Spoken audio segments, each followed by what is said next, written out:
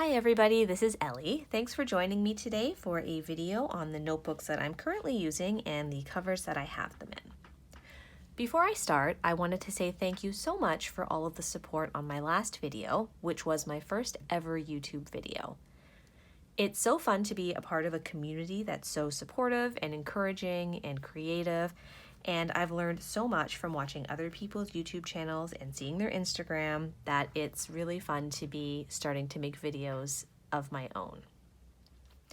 So today I'm just going to show you the setups that I have going on right now and just talk a little bit about how I use them. So the first one I have is my bullet journal in the pocket size. I have a Hobonichi Weeks that I use for memory keeping. I have a Hobonichi A6 that is my journal. I have a B6 Slim setup that I use for self-care.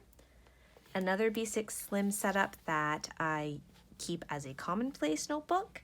And I have a Field Notes sized sketchbook.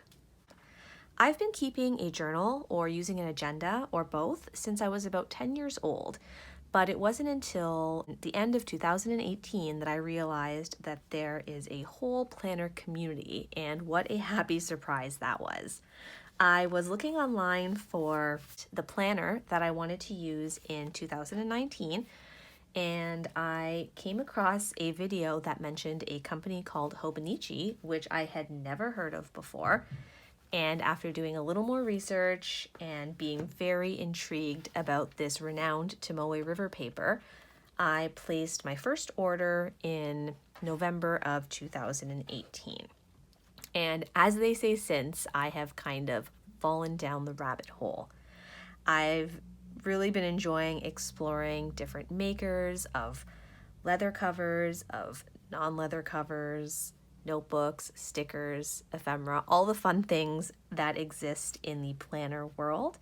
And I just want to share what's been working for me and kind of how I see myself moving forward. So I'm just going to do a quick flip of my setups. This one will be really quick because my whole first video was about it. So this is my everyday carry. It's a pocket-sized bullet journal, and I have it in a Sojourner trifold in the Enoch leather with a special brown front pocket. The sticker inside is by Cheyenne Barton, and I believe it's called the Shy Cozy Witch sticker. So in the front, I have a field note, and I will use this as a scratch pad. I'll just jot down anything really quickly if I'm on the go, or I might try to practice different layouts before I use them in my actual bullet journal, which is a moleskin soft cover in the dot grid. So for this journal, I've gone right back to basics. It's not very fancy. It's mostly functional. I will throw in some stickers and washi tape here and there, but I'm trying to be really intentional and basic with how I use it right now. And it's been working really, really well. I've built it into my routine, and I sit with it every morning and every evening for reflection. And so far, so good. I'm really happy with it, and I really like how portable this size is for me. This is my Hobonichi Weeks, which I use as a memory keeper, and I have it in a Giglio Appunto Slim in the gold Epoca leather. I also have a Hobonichi cover on cover for this that I'll use at least 50% of the time because it's so compact and slim profile when it's in here that if I have limited space, I will just toss it in here and go. I've been using the Hobonichi Weeks Mega, and I started off the year using it as a planner, and it worked really, really well. But my needs changed and I moved into the bullet journal. And when I did, I wasn't 100% certain what I wanted to do with this, but I realized that it would make an excellent memory keeper for me.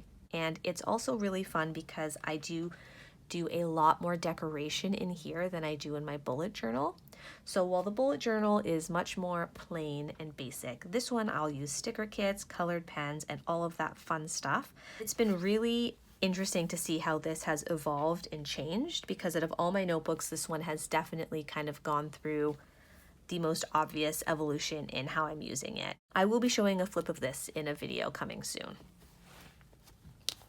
So I have my journal in a Hobonichi A6 in the English version, and before I purchased my first Hobonichis, I did watch a lot of videos and I saw how chunky these notebooks could get, but for some reason I didn't expect mine to get so chunky. And at the same time, I was adding tip-ins, using watercolor, stickers, washi tape, all of that fun stuff. But it did recently outgrow my Hobonichi cover, which just means I couldn't close it with the pen loops.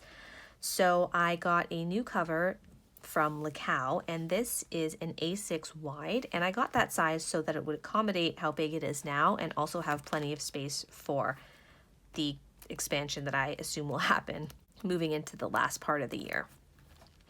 So this cover is in the white chocolate on white chocolate, and I love how Diamond chose a pebbly piece for the base leather and a smooth piece for the front pocket.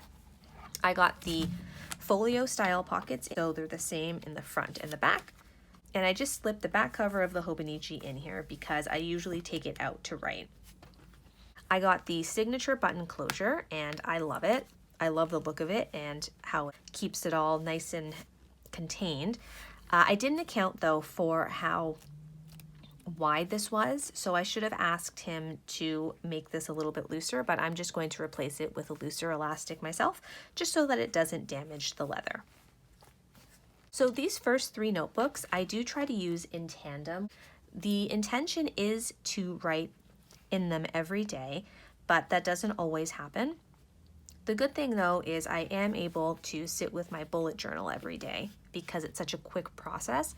And so I can always refer back to this if I want to do any back planning.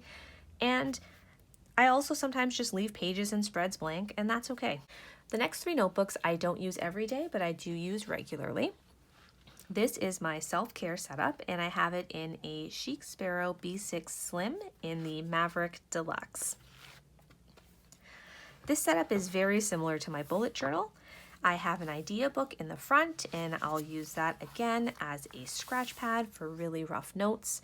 For this setup, that might look like pieces of a quote I heard that I want to look up, or song lyrics and I want to find the song, or if anyone's given me kind of any recommendations, maybe for a podcast or someone to follow, anything that I feel falls into the self-care realm, I'll usually just throw it in here, and then when I have the time, I will do the research, look things up, and move what I want into my main journal here, which is an MD graph paper notebook. So I can show you, I just have a quote on the front, and I'll play around with hand lettering. I'll put in some stickers, some washi tape, and I really like having this dedicated space for self-care. Keeping this journal feels like an act of self-care in itself, so it's a win-win situation. I have a Keely Reichman wallet insert in the middle, and I love how compact it is and the patterns that she uses. I will say that this used to be in the very front of the notebook, and I didn't realize that the zipper part here was wearing away at the Maverick leather. So once I realized, I just moved it to the middle, and now when I close it, the notebook just protects it from that, and so there haven't been any problems since. This is another B6 Slim setup. It's my Commonplace notebook, which I keep in a Nanami Cafe Notes. The cover is from Sojourner, and it's a special brown folio ×3, which means the base leather, the front pocket, and the inside pockets are all special brown. This is a sticker from Eureka Art Studios, and I love her style and the colors that she uses. So I like to start every notebook with a quote, and this one is a Chinese proverb that says, "The weakest ink is stronger than the strongest memory." So for the Commonplace notebook, I like to use it for any nonfiction, whether it's a book I'm reading or a podcast I'm listening to, an article, an interview, anything like that. I've left a couple of pages here blank for the index, and I've mentioned before I'm still making my way through the bullet journal method. I've been reading it for a while. I usually like to keep a fiction and nonfiction book on the go, and I think because I'm familiar with a lot of the concepts already for the bullet journal, I've been taking my time with this, and I'll just write down quotes, or I'll put in some diagrams and throw down some washi, some stickers. And I'm a visual learner, so it's really helpful to me to include the diagrams, the flowcharts, and to write things in different fonts or hand lettering or stencils. And it's fun. Like, this is the type of thing I enjoy. And I've really enjoyed taking notes and kind of pulling out what's resonating with me out of the things that I'm reading or listening to. So I'll continue to use this, and I'm really liking how it works for me. I do also have a piece of blotting paper in here, which I don't use for blotting so much as for putting under my pages when I write, because I'm super heavy-handed. So if I can avoid like a 10-page imprint, I will do that. In the back, I have a Jibun Techo folder, and I have a compliment card from Nutmeg and Arlo, which says, "You're utterly amazing." And she makes some of my favorite pins. I have some Harry Potter pins from her that I adore. I have a washi card that I made and a sticker from Sojourner that says, "Be blessed and pass it on." Well, the last notebook that I'm going to show you is my pocket-sized sketchbook, and I have it in a Dacasca cork folio, which has a wool lining.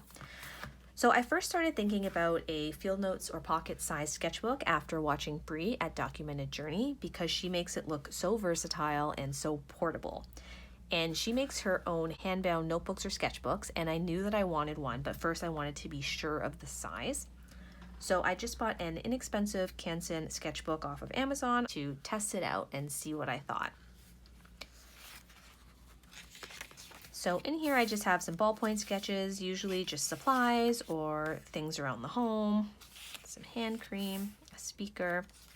It turns out I do love this size, which was wonderful to learn. I've tried watercolor as well. These are some hair products that I use.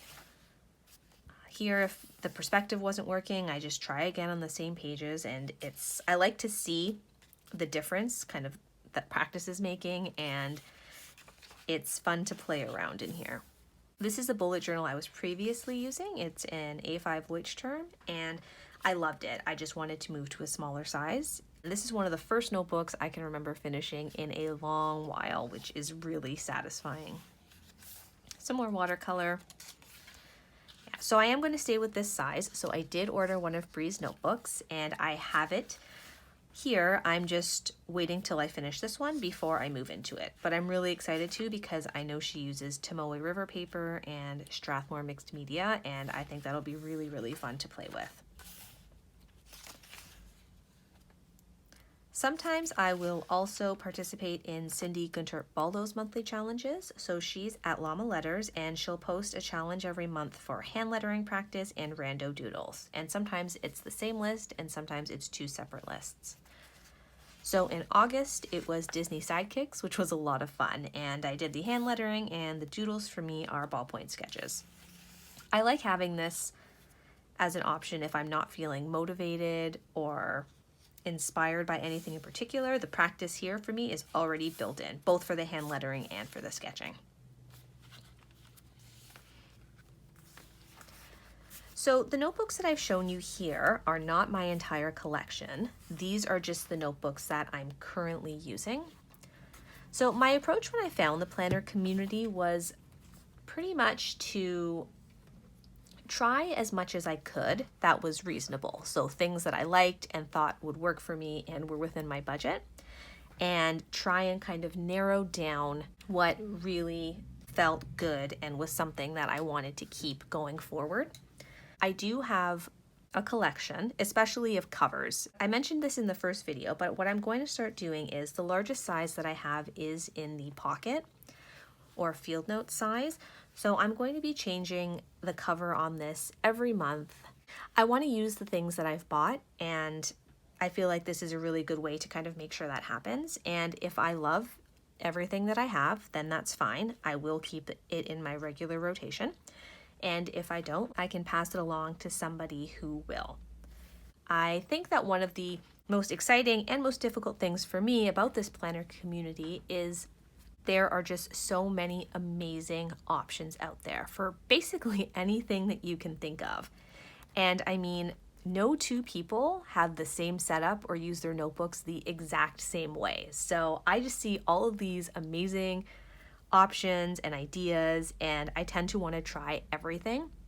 And it's been about kind of pulling myself back and realizing that I can admire and love how somebody is using something while also realizing that that's not for me and that that's okay.